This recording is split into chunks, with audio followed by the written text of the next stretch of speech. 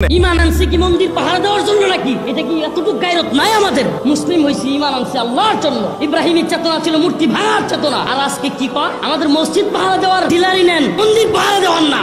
আসসালামু আলাইকুম। রফিকুল মাদানি এটা কি বক্তৃতা দিল? কাকে উদ্দেশ্য করে এই কথাগুলো বলতেছে? অবশ্যই কমেন্ট বক্সে কমেন্ট করে জানাবেন। আর আপনার কি লজ্জা লাগে না যে আপনি একজন ইমাম হয়ে মন্দির পাহারা দেন? সম্পূর্ণ ভিডিওটা দেখবেন। কেন মাদানি এরকম ক্ষেপে গেল, কার উপরে এরকম ক্ষেপে গেল, সম্পূর্ণ ভিডিওটা দেখলেই বুঝতে পারবেন।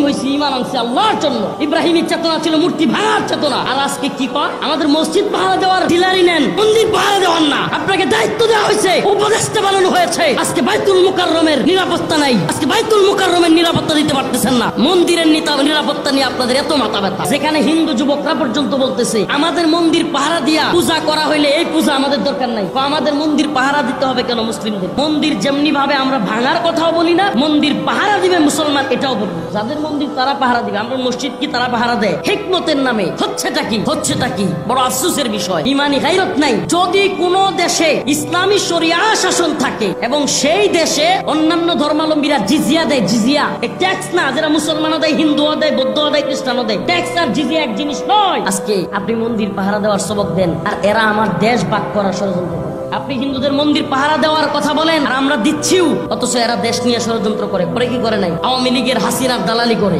আমরা এদেশে অস্থিতিশীল পরিস্থিতি চাই না, সুন্দর একটা পরিবেশ চাই, শান্তি প্রতিষ্ঠিত হোক সেটা চাই। কিন্তু শান্তি প্রতিষ্ঠিত হচ্ছে কোথায়? পার্বত্য চট্টগ্রামে গুলাগুলি, মারামারি, বাঙালি এবং মুসলিমরা ওই অঞ্চলে থাকার পরিস্থিতি নাই। একই সময়ে বাইতুল মুকাররমে হাসিনার দালাল, হিন্দুত্ববাদের দালাল, কওমি জননী খেতাব দেওয়া রুহুল আমিন সাহেব এখানে আইসা বাইতুল মুকাররম মসজিদে একটা ফিতনা ছড়ায়। আবার ওইদিকে বিভিন্ন সংখ্যালঘু নাম দিয়া আন্দোলন শুরু করে দিছে চট্টগ্রামে। সবকিছু একই সূত্রে গাথা। আবারও বাংলাদেশ নিয়ে ষড়যন্ত্র হচ্ছেই।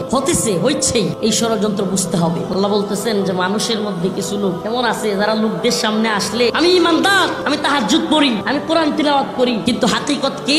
আলেমদেরকে আমি গ্রেফতারও করি, গুলি করে মানুষ মারি, ক্ষমতার জন্য যা মন চায় গুম খুন নির্যাতন সবই করি। কত বড় নির্লজ্জ দেখেন, মিলায়া দেখেন একটু। আল্লাহ বলতেছে 1500 বছর আগে, এখন মিলান। এখনো পর্যন্ত ইন্ডিয়াতে গিয়া পালায়া ফোন কলে বলে মানুষ মারা যাবে, এই জন্য আমি চলে আসছি। কত বড় নির্লজ্জ! শত শত ছাত্র যে মারলো, এটি কেরাম আছে। আল্লাহ পাক জালেমদেরকে ধরে সময় এমন ভাবে ধরে, কেউ কল্পনা করতে পারছেন এভাবে ধরবে? আল্লাহ পাক ছাড় দেন, কিন্তু ছেড়ে দেন, ছাইড়া দেন নাই। আরে হাসিনার চাইতে ফিরআউন আরো বেশি সময় পাইছে। আল্লাহ সময় দেন, কিন্তু একটা সময় এমন ভাবে ধরেন, ক্ষমতা হারায় গেলে ক্ষমতাসীনরা পাগল হয়ে যায়। এই জন্য ক্ষমতা আছে এটা বোঝানোর জন্য বলে ছেদ করে ঢুকে যান। তারা নিজের ক্ষমতার জন্য হিন্দুত্ববাদীদেরকে প্রভু মানে। তারা লাঠি, সুডা, রড, বড় বড় অস্ত্র, পিস্তল, হেলমেট নিয়ে রাস্তায় রাস্তায় ঘুরে আর কয় আমরা শান্তি সমাবেশ করি। মানুষকে পিডায় শান্তি সমাবেশ। আল্লাহ বলে এরা শান্তি সমাবেশকারী নয়, বরং এরাই সবচেয়ে বড় ফাসাদ সৃষ্টিকারী। যেগুলো পালাইতে পারে নাই এরা দেখবেন গাপটি মেরে বসে আছে আর খালি গুজব ছড়া। এরাই আগে কইতো গুজব,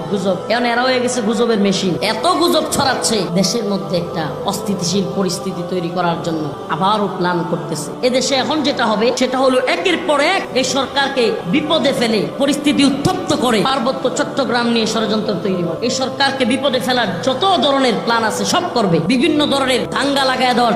দেখ দেহতা, সম্পূর্ণ ভিডিওটা দেখে কি বুঝলেন অবশ্যই কমেন্ট বক্সে কমেন্ট করে জানাবেন। মাদানি যে কথাগুলো বলছে এগুলোকে আজও মানে এখনো পর্যন্ত আমাদের দেশের জন্য বা আমাদের এই ইসলামের জন্য কতটুকু কার্যকারিতা, তাও অবশ্যই কমেন্ট বক্সে কমেন্ট করে জানাবেন। আর সম্পূর্ণ ভিডিওটা যতটুকু দেখছেন, এই ভিডিওটা যতটুকু সম্ভব হয় আপনাদের শেয়ার দিতে আপনাদের টাকা লাগবে না। আপনি যদি একজন মুসলমান হয়ে থাকেন, ইসলামকে ভালোবাসেন, ইসলাম ধর্মকে ভালোবাসেন, তাহলে অবশ্যই ভিডিওটাকে বেশি বেশি করে শেয়ার করে সবাইকে দেখার সুযোগ করে দেবেন। মাদানির কথাগুলো সবাই যাতে শুনতে পারে। দেখা হবে নতুন কোনো ভিডিওতে। সে পর্যন্ত আল্লাহ হাফেজ।